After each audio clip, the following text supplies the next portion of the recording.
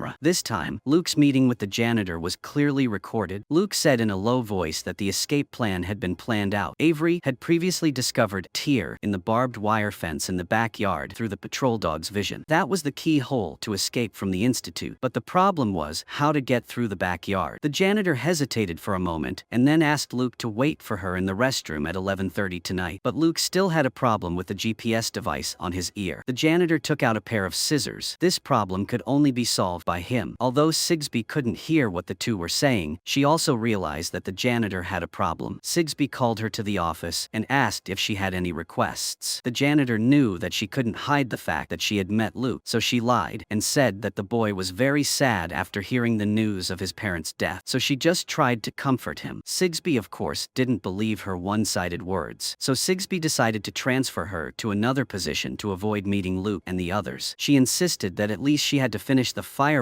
display tonight before leaving. Not everyone could replace her. Meanwhile, Luke was preparing for tonight's escape. Avery and George deliberately made noise in the hall to attract attention. Luke took the opportunity to open the broken electric door. He quickly went to the electrical room to break the air conditioner control line. As time passed, the temperature in the house increased. Feeling that the time had come, Luke officially initiated the escape plan. He took out the scissors that the janitor had given him. Luke intended to ask Avery to help him cut off the tracking device, but Avery tried and tried, but still did not dare to do it. Luke sighed softly. He looked in the mirror and endured the pain to cut off his own ear. Then he put it under his pillow. Avery used tape to help Luke bandage the wound. Luke took a deep breath and quietly walked out of the bedroom. At this time, the surveillance camera was disabled due to the high temperature. Combined with Avery's super sensing ability, Luke moved easily in the hallway, but when he reached the basement, he almost met Sigsbee. Luckily, she was busy talking to Henry, so she didn't see Luke nearby. Just like that, he escaped spectacularly and entered the laundry room. Meanwhile, the fireworks that the cleaning lady had mentioned had begun. All the people with superpowers in the back area were taken to a movie theater. Besides Carissa with a dazed look, there was also Nicky, who had just graduated. Sigsbee solemnly announced that the images in the movie were all real events, and what they needed to do was to use their abilities to complete the mission. This was also their last mission at the research institute. Nicky initially thought this was just a brainwashing method, but when the mental power sensor wire was attached to his temple, he felt as if his head was hanging by 1,000 pounds. Sigsbee smiled coldly and told everyone that tonight Iris would lead. After completing the mission, she would be able to go home. Nicky knew this was a lie, so he immediately told Iris to be very careful. But the events that followed were completely beyond his control. When the special helmet was placed on his head, his thoughts immediately connected with a doctor. After a thorough search, this doctor came before a Russian politician. It turned out that he had come to treat this person. The visitor was suffering from rheumatism. This doctor was also a trustworthy person. Iris immediately activated her control ability. The others also tried their best to support her. The security guards next to her lit fireworks. It was unclear whether it was to cheer people up or to enhance their sensory abilities. Perhaps this was the origin of the name Fireworks Night. In the end, the doctor could not control himself and took out a vial of poison and injected it into the politician, causing him to die on the spot. Iris had successfully completed her mission, but she had also been too wasteful and collapsed to the ground. The staff were used to this scene, so they immediately took her to the secret room behind the iron door. Of course, they told the outside world that this was a recovery treatment. After recovering, she could go home and reunite with her family. After the cleaning staff took care of the comatose Iris, she quickly turned around and went to the laundry room. Luke had been waiting there for a long time. He quickly got into the cart and was disguised by her with a white towel. But as soon as she pushed out into the hallway, she ran into a nosy guard. Luckily, she was very calm and fooled him. Every day she had to rush to the comatose people in the secret room. When Luke got out of the wheelchair, she told him that she had opened the iron gate to the backyard. Then she took out a USB containing evidence of the Institute's crimes. She hoped that Luke could deliver it to a journalist she knew. After hugging her goodbye, Luke prepared to leave. At that moment, Luke saw Iris with a dull look in her eyes, so he wanted to take her with him. But he was helpless, so he could only silently pray that she would not be taken to the crematorium before the police arrived. Meanwhile, police officer Tim had returned to town. After the previous investigation, he felt that the research institute had more and more problems. So with the help of his female colleague, Tim reviewed many details of the death case from that year. Although the file said that the 4 people drowned, there were many suspicious points inside. First, the place where they met their death was near the fence of the research institute. 2 weeks later, the research institute suddenly started to rebuild a new fence. The two gradually recreated the truth of the case that year. When the 4 young men were playing near the research institute, they accidentally saw the broken fence. The no entry sign aroused their curiosity, so they climbed over the fence to peek at the secret of the research institute, and thus they were eliminated. After that, the research institute suggested creating a drowning scene and rebuilding the broken fence. Unfortunately, this case had been over for many years, so it was difficult for them to find related evidence. The only thing Tim could do was to take the initiative as a police officer to investigate. He hoped that the research institute would reveal some loopholes. Reality proved that his plan was successful. That afternoon, Trevor went to find Tim. Trevor originally intended to come to find out about Tim's background, but he fell for Tim's trick. No matter how discreetly Trevor probed, in Tim's eyes, it was the expression of a guilty conscience, and that further confirmed his speculations. Trevor got no information. In the end, Trevor could only warn Tim not to come to the research institute again. That night, Tim drove to the research institute again. He decided to go see the newly built fences, but Tim did not know that place was right on Luke's escape route. Will the two of them finally meet again? Above is the content of the 5 episodes of the movie. This episode finally revealed the purpose of the Institute's existence, which is to control people with abilities to complete difficult tasks. For example, the guest in this episode, or the helicopter crash earlier. Although these incidents can be done by other violent means, the control of special abilities can be done silently and without leaving any traces. Thank you for watching, or follow the channel to watch the next episodes of the movie as soon as possible. Goodbye, and see you again.